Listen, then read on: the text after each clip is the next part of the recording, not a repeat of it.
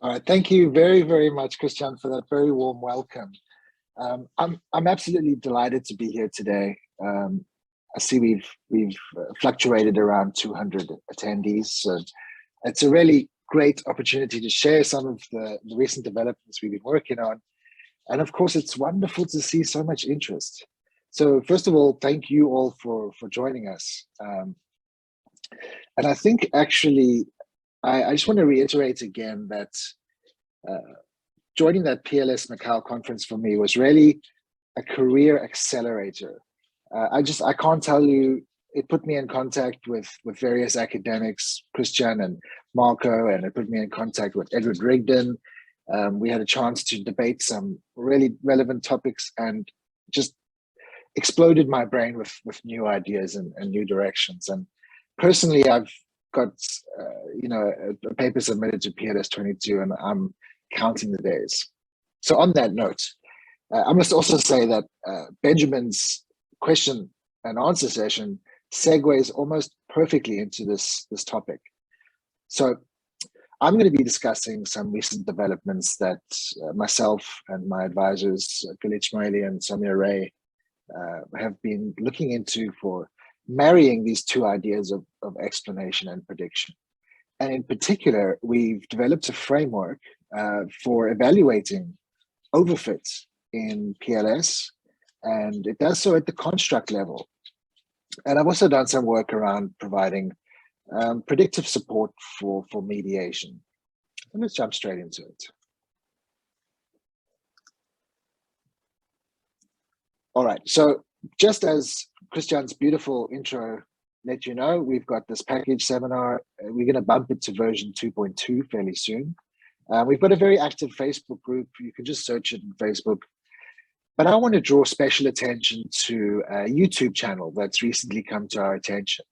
And this incredible scholar, Fawad Latif, has taken the time and energy to create these open access YouTube videos describing how to use Seminar.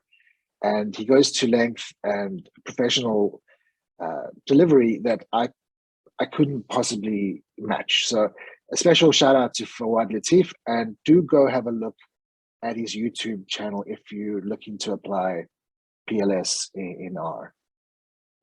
And of course, this could never have come to fruition as it has without the likes of Joe Hare, Thomas Holt, Christian, Marco, and my advisor Sonia. So I'm going to try to move a little bit quicker. I'm cognizant that time has passed. So first of all, I just want to talk about what I call the other elephant in the room. So the Shmueli et al. Paper that Benjamin has introduced, it really spoke to conducting prediction in PLS. And Benjamin's introduction did very well to explain how it worked. But one or two major limitations that this paper faced were that they focused on measurements items, and that they didn't really offer practical suggestions on how to evaluate predictions and what to do with these predictions once we'd had them. So it's kind of into this gap that my research stepped. And first of all, one of the first steps that we did, which I think is really fairly fundamental, was changing the focus of prediction in PLS away from indicators to focus on the constructs or the composites themselves. And why is that? Well, when we conduct structural equation modeling, we're really not that interested in the indicators. Of course, we want reliable indicators, we want valid indicators, but what we really want is we want to observe unobservable conceptual variables, in this case, such as this Kasai 1, Eta 1, and it's these variables that we're really interested in. And what we do is we use indicators to operationalize these unobservable composites. And so we believe really it's these constructs and the relationships between them, because of course, these relationships are the hypotheses that we're testing. These are what we're really interested in. We want to know, how does Kasai 1 affect Eta 1, and is it meaningful? Because that supports the theory we've developed. So we shift focus to the focal constructs. And I just want to take a side note quickly to mention, of course, that there's a lot of complexity in these models.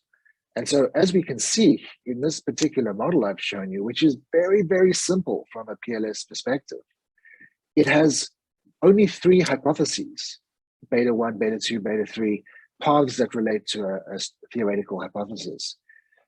But it turns out that there are as many as 16 indicator weights and these 3 structural model paths.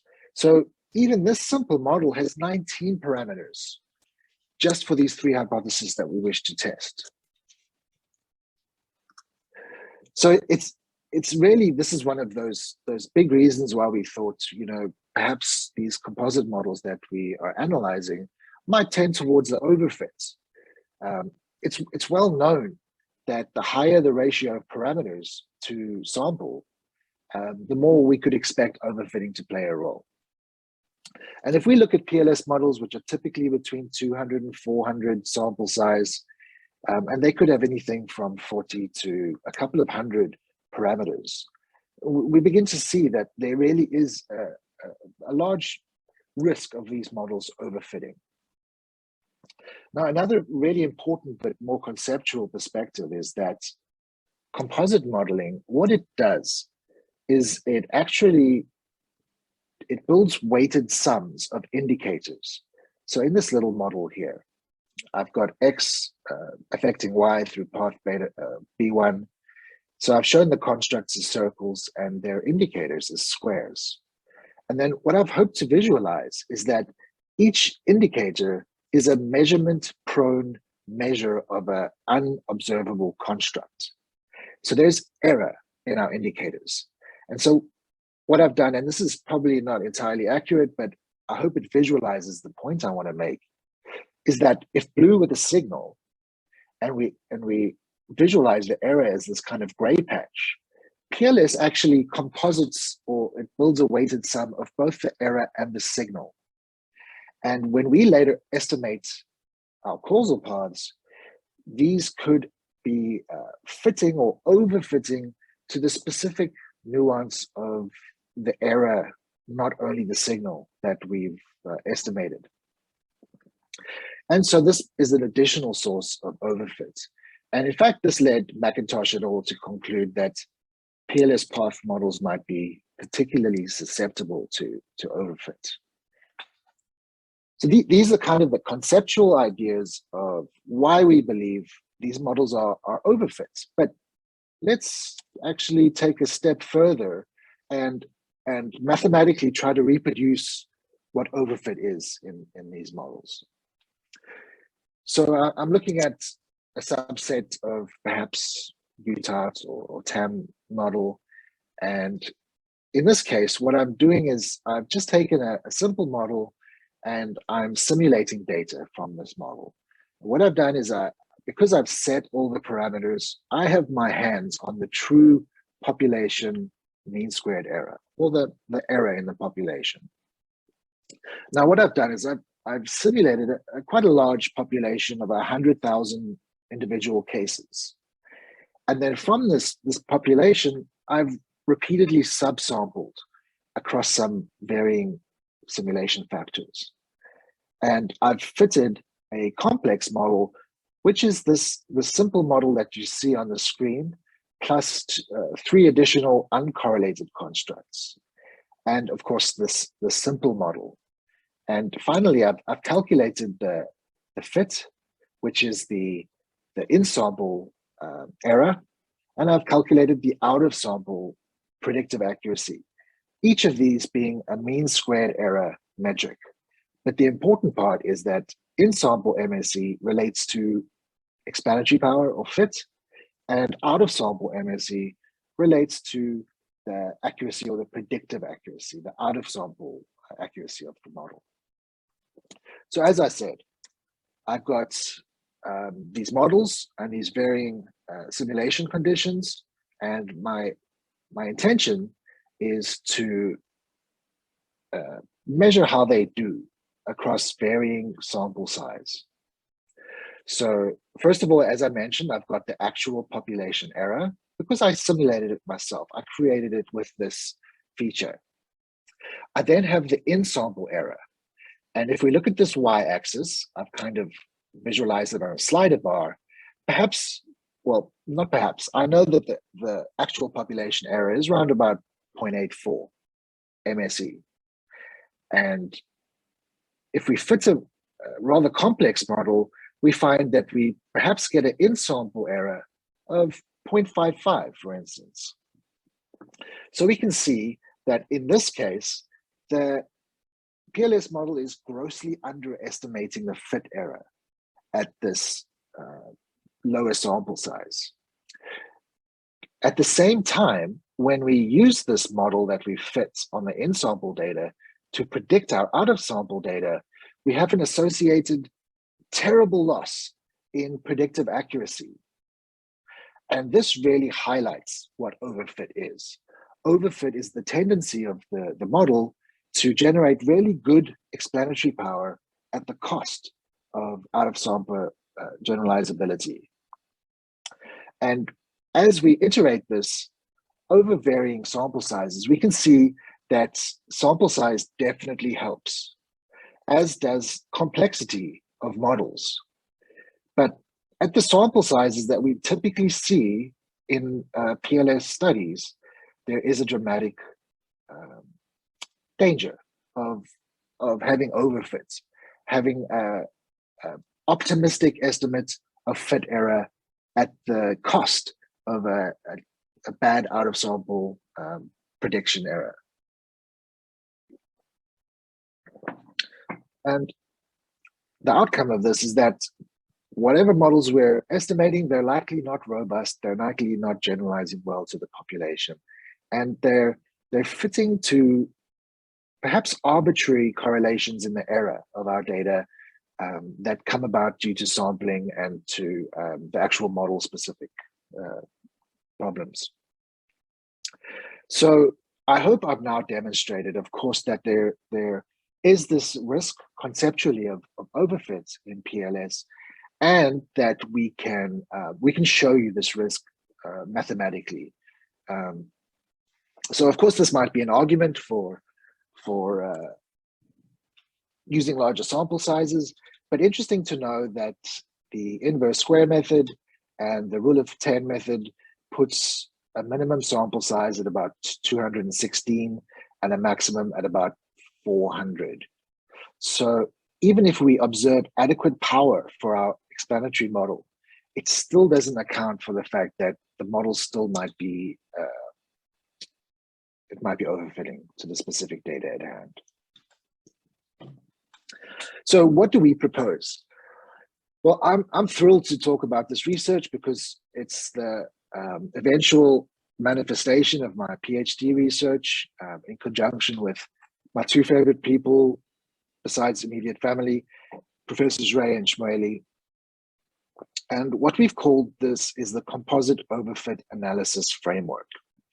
And what it does is it doesn't just seek to quantify predictive error. It doesn't seek to say, look, this is how much error you have. It then turns around and says, what are the sources of this error? Are there cases that are behaving strangely? Are these cases similar in nature to other cases in the group, or are they very unique? And then it asks, are there any paths that are particularly susceptible to fluctuation, to instability due to these cases? And what does this mean for our theory? Because at the end of the day, if we were just generating predictions, we'd use a neural net. We'd use a machine learning method that generated beautiful predictions. What we're really trying to do is supplement explanatory modeling, structural equation modeling for a causal purpose with predictive tools that help us to develop our theory. So this paper's still under review, but I've got a copy of it on ResearchGate that I have permission to share. If you're interested, please do follow me on ResearchGate, and I'm willing to share it. There's a lot of content coming, so if you don't catch all of it, I apologize due to time restrictions, and do ask for this working paper. So first of all, the first thing that we sought to do was to try and quantify the overfits.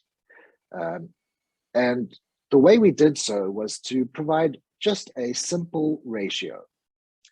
And this speaks back to the predictive metrics that Benjamin introduced earlier.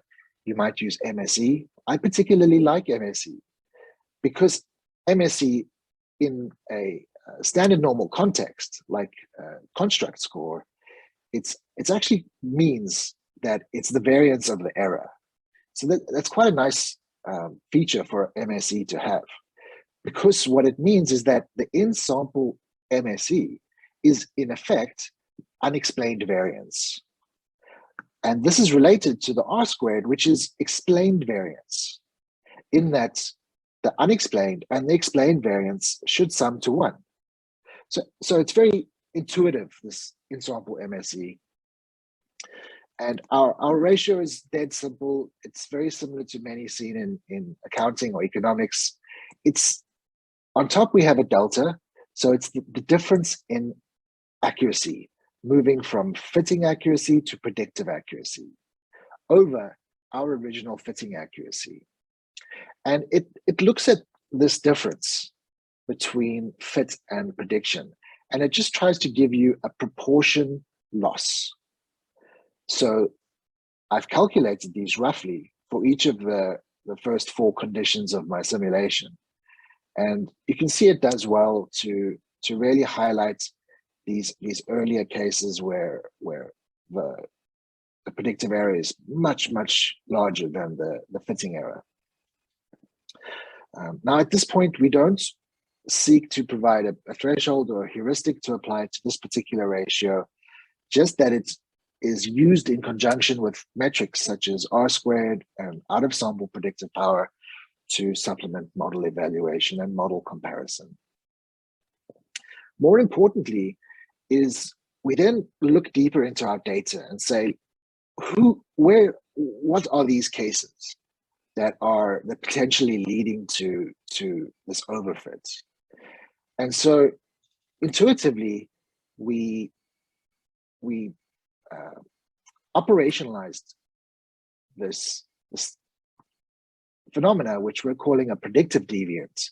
And it's not an outlier and it's not an extreme case. It's very different in its conceptual nature. And what a predictive deviant is a case that suffers a large change from the way it's fit to the way it's predicted. So that is to say, it has a much smaller proportional fit error than it does to prediction error. So it kind of follows on from the overfit ratio. These are the cases that when they're in sample, they seem to fit very well or well enough. But when they're left out of sample, they suddenly are predicted far more poorly. And we're proposing that these cases are playing a part in contributing to overfit.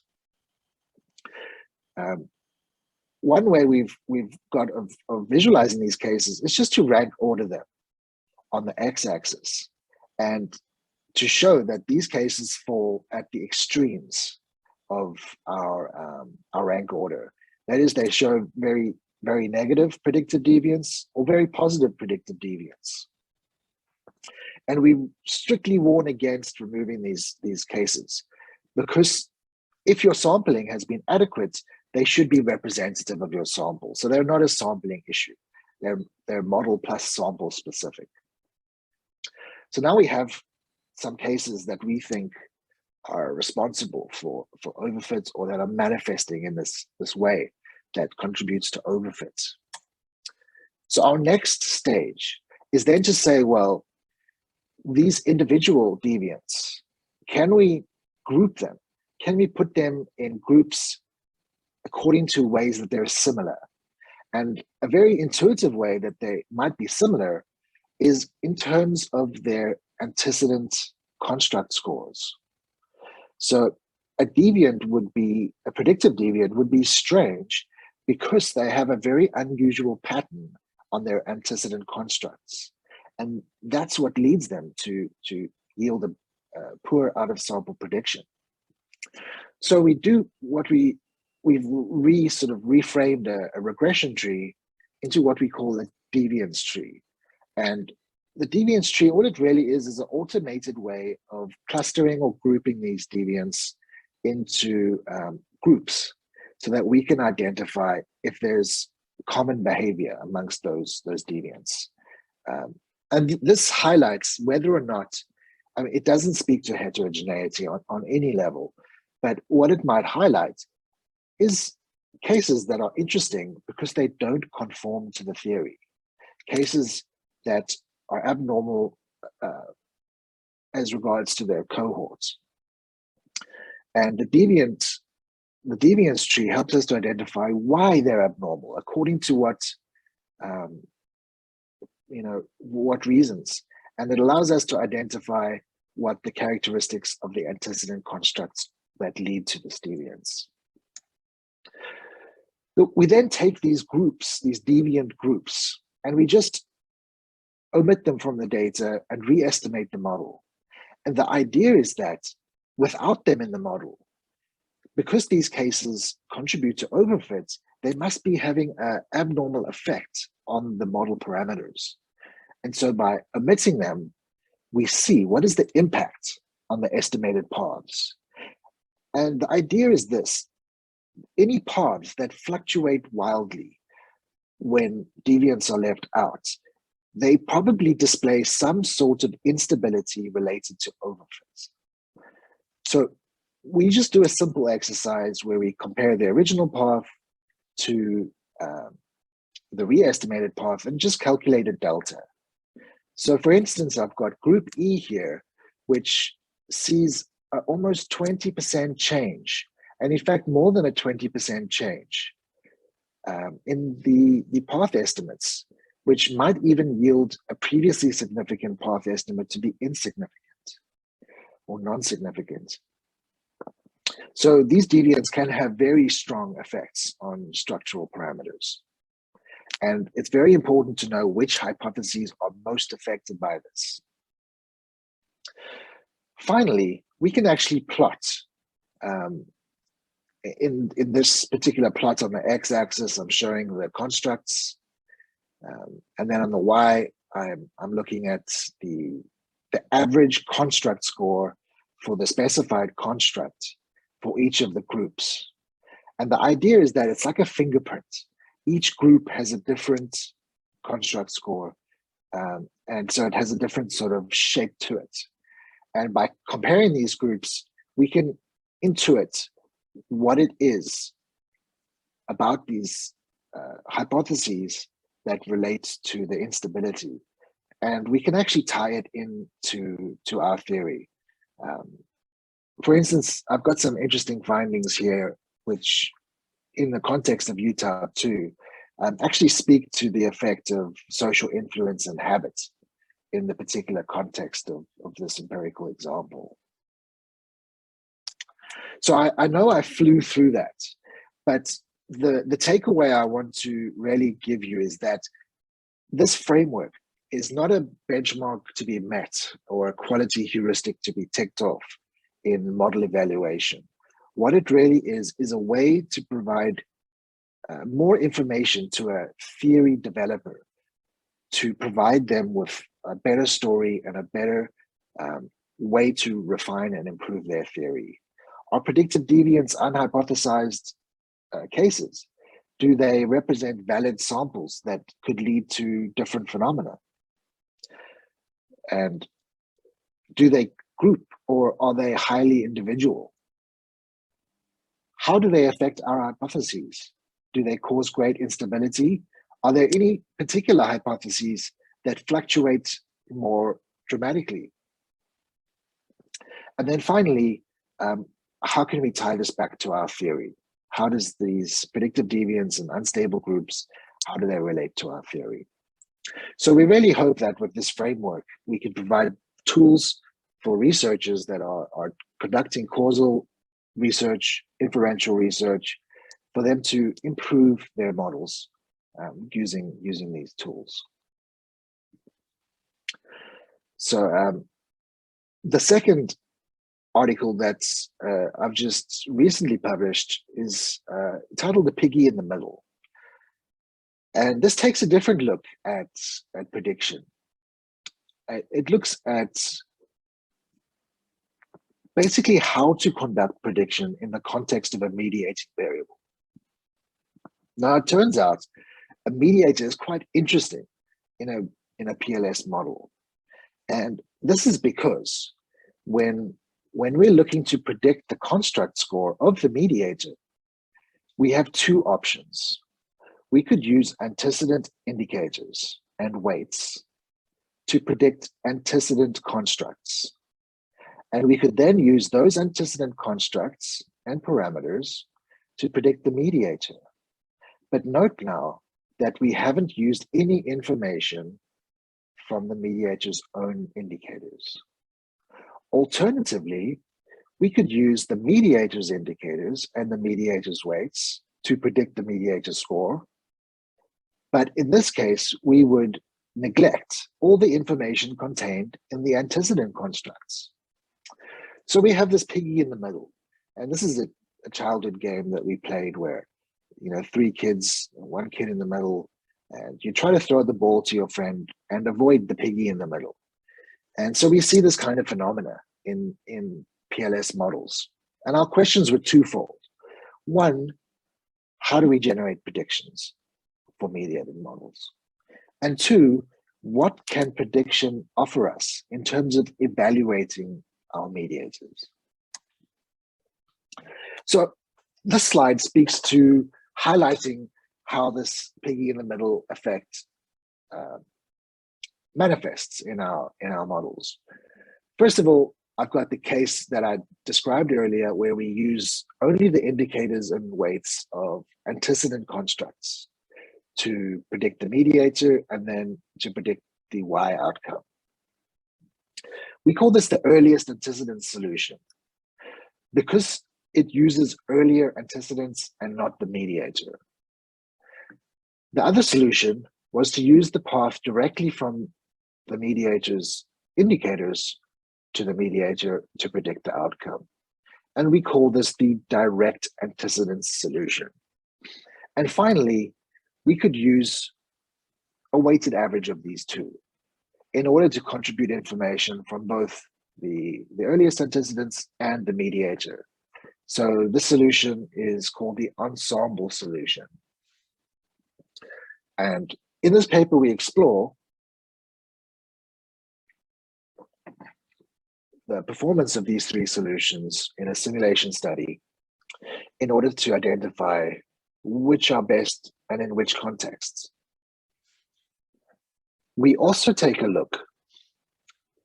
Now, the manifestation of this phenomena, it means essentially that the earliest antecedents approach becomes something like a total effect. So we actually predict Y with the total effect of X, and we ignore the mediator. And the direct antecedents approach, what it does is it ignores the beta 1 path and it uses the 2 direct paths to predict Y. And so beta 3 in this case becomes something like the direct effect, the total effect of X on Y. Although it is semi-partial, so it's partialing out the effect of the mediator. But the idea is that whichever predictive metric we choose, whether it's MAE or MSE, we can take the difference of these. And conceptually, what that means is the difference between these 2 approaches would amount to the contribution of the mediator. If our EA approach has a lower predictive power than the DA approach, then we can conclude that, of course, that the DA approach, the mediator adds value, it adds predictive value. So we developed this metric we've called the predictive contribution of the mediator. And it simply qualifies whether or not the mediator is adding value in an out-of-sample sense. Has it increased the predictive power of the model? And through simulation studies, we find that at a small VAF or at a small kind of mediation effect size, we can see a PCM of approximately 0 to 0.05.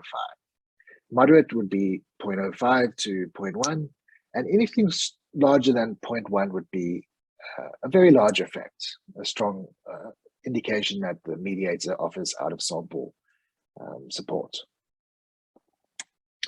And of course, then turning back to which approach to use, I've got this nice little flow chart, and what it says, if you purely focused on prediction, maybe you're using your model in a practical context, you're a manager of a large firm, you're using survey data to generate predictions on employee churn, and you want simply the most accurate predictions, use the DA approach.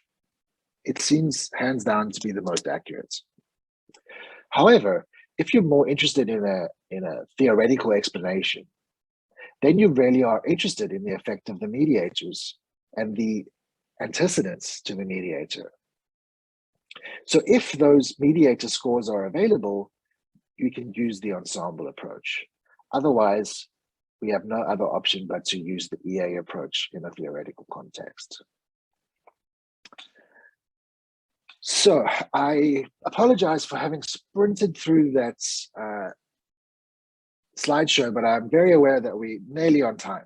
So what does prediction offer? Well, it offers new tools to aid in theory development. This is what we're here for, is we're here to develop theories and explain phenomena and find out how the world works. Now, prediction can offer new tools to help that. It can offer evidence to support generalizability. It can offer practical evaluations of model utility. A manager in that HR context would really want the best model in terms of how useful it is, not in terms of how theoretically accurate it is. And so prediction can offer an evaluation of how useful a model is in practice. And finally, it offers an additional dimension to consider when we're doing model comparison. All right, so thank you very much. It's been an absolute pleasure chatting to you all today, and I really hope that some of it has been of value to you and interesting to you.